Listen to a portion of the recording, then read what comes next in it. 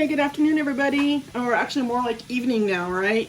So Tuesday, I'm not having tacos tonight. We're having beef enchiladas. So I've got some hamburger over here browning, getting that thing done. I've got some rice in the Instant Pot here, working on becoming Spanish rice. It'll be ready in 4 minutes. And then I'm just grating up some cheese, getting some more cheese grated.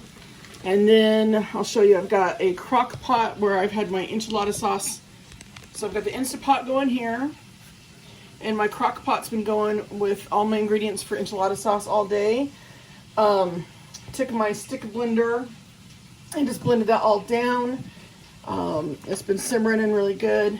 I used some of that along with chicken stock for the rice here in the Instant Pot. Really good flavor. And so I'll thicken this up a little bit of it here shortly, because I don't add flour into the crock pot at all during this process. I take what I need out and thicken it up.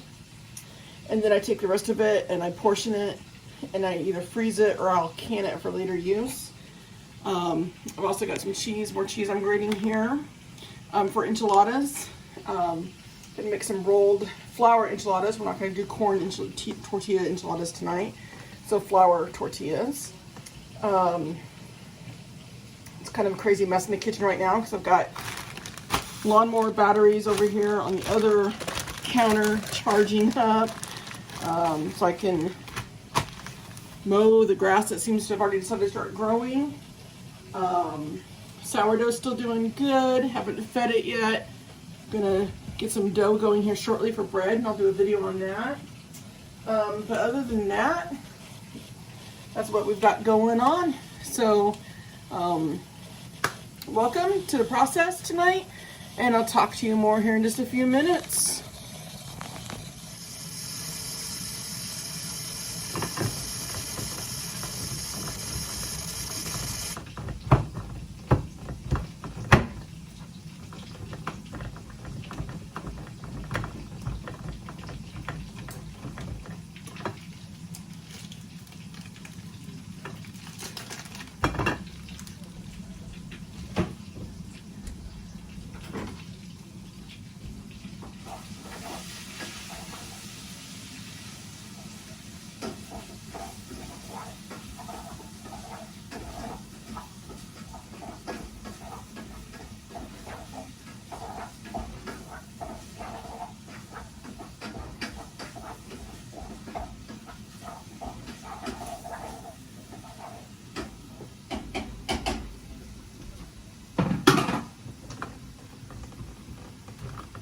Yeah, so this is typically just how I cook, multiple things going at once. I don't know how anybody else cooks. I get easily distracted, I'm not gonna lie. I know some people are step-by-step processes, but I've usually got things going all at once. And I worked a little bit late. I planned on getting this done much earlier. That's why I love my crock pots. Things can simmer and do the yummy goodness all day while I'm working or out running errands. We had a doctor's appointment an hour away this morning. I went to with my husband. I'm going to be having surgery next week. And so I got a little bit later start today than normal. So when we got home, I got everything going for my enchilada sauce. And I didn't want to have to baby that. So crock pot, and it's tomatoes, onions, dried Anaheim, dried guajillo, and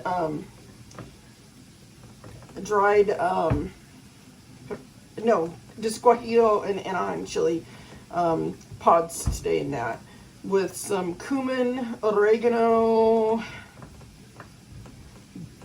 garlic cloves, some salt and pepper to taste, chicken base broth, and a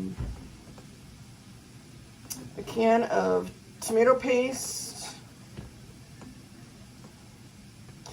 And I think that's all that I put in there. I have to look at the recipe again because I kind of mix it around sometimes depending. If we want it extra spicy, I'll add in hotter peppers. Oh, and there's red pepper flakes in there and a little bit of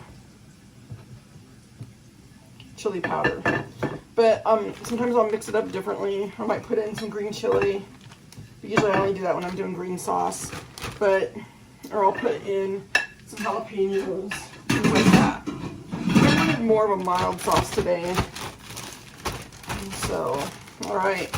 Got enough cheese all ready there for everything later this week too. That's all ready to go. And so, I'll bring you over to my stove.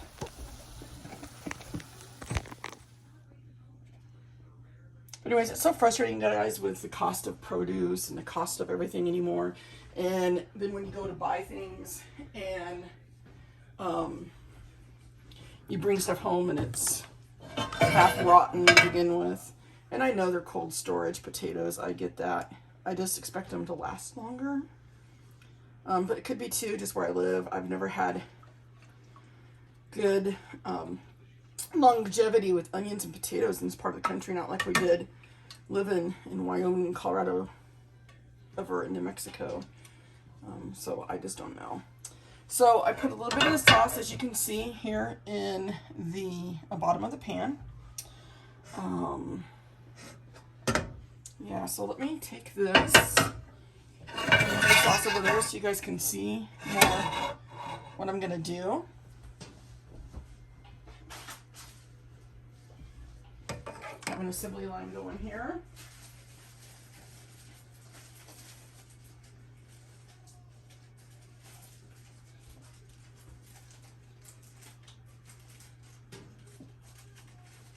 So I'm going to use just some Mission Flour soft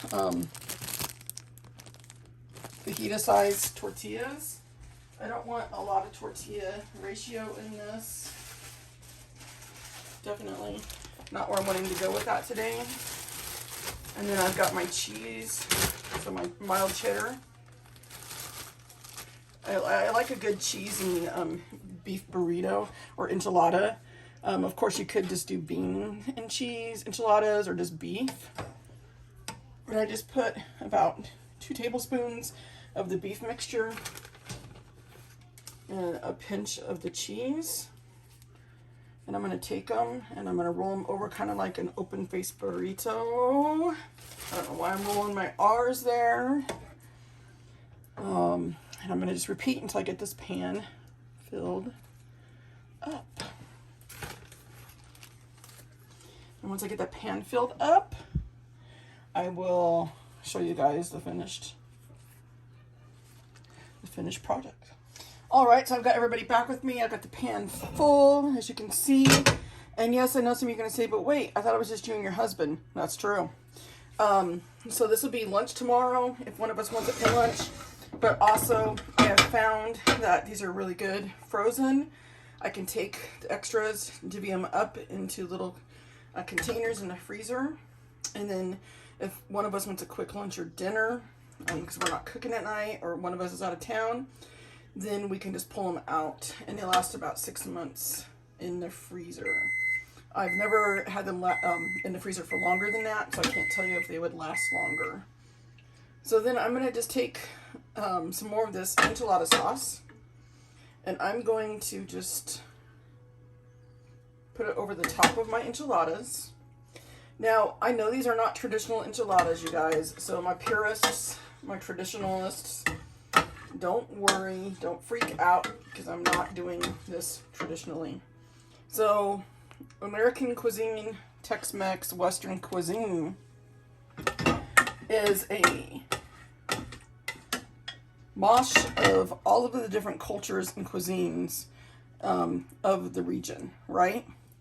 So in Wyoming and northern Colorado, we have a thing called wet burritos. And in New Mexico, smothered burritos, covered burritos, whatever you want to call it, wet burritos. This is kind of more like that, but this is just what I call enchiladas. So I want those good and covered because I don't want them to really dry out, even though I like it when it's crispy on the edges. And I just want that to be covered, right? And so I'm just going to use up the rest of this that I mixed up with the flour. And get that all in there. Get a little yumminess going on. And I'm going to put them in the microwave for about 20 to 30 minutes. Until they get bubbly and good. Okay.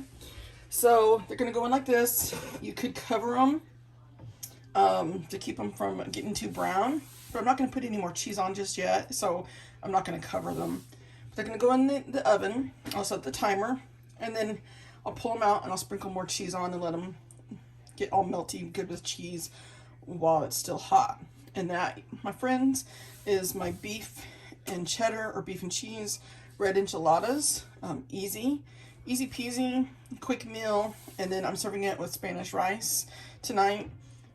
It's not the Spanish rice that we consider a meal in my family. It's just going to be like a Mexican restaurant style Spanish rice. It was rice, chicken broth, some of my unthickened enchilada sauce, 4 minutes with rice in the Instant Pot on high pressure.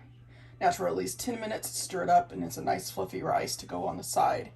I could also serve this with some pinto beans or ranch style beans from the can, just heat it up if we wanted extra. So dinner tonight, I'll show you back the finished product, plated with some rice when it's all good and done. All right, so that's our enchiladas out of the oven. Had some more cheese put on and it got all melted. They're bubbly, yummy, and they're ready to be served. So I am going to serve up my enchiladas with some of that rice I made. And it's going to be yummy and good.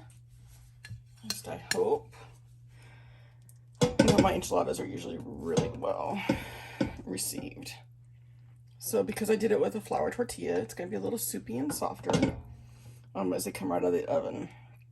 And that's everybody. Tonight's dinner. Beef and cheese, enchiladas and red sauce with Spanish rice. Quick, easy dinner. And all made with things from the house. Nothing special. That I had to go pick up, I mean. So I know it's not ingredients that everybody keeps in their homes on a regular basis. Nothing came out of a can except for the canned tomatoes I used instead of fresh. And the tomato paste. It was enchilada sauce I knew that was in it, what was in it, and the rice, long grain rice. So this is what's for dinner on Tuesday.